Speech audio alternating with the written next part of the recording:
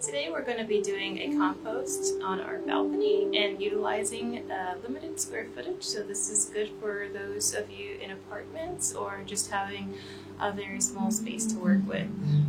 Let's get started. In preparation for this new compost pile, I collected a few items and purchased a 5-gallon bucket from the market, making sure to remember the lid. There are 5 important parts to a healthy compost. Greens. These can be food scraps such as fruit peels, loose leaf tea, or even grass clippings that have not been sprayed with weed killer.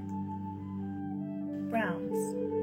Materials such as fallen leaves, compostable egg cartons, and wood clippings add the necessary nitrogen your mix needs to properly break down. Here's a tip.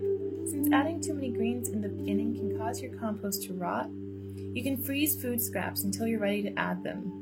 Remember, avoid animal products like meat or any fatty, oily, or processed foods unless you want to attract rodents. Air,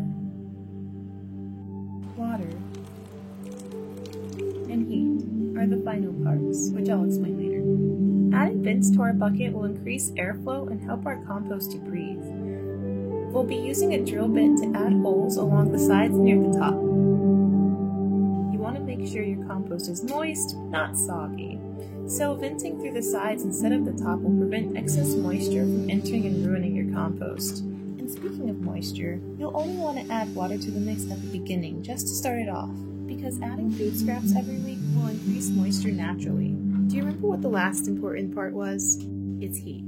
Let your bin sit in a pretty warm spot. This helps it break down fast. It's time to fill our bucket.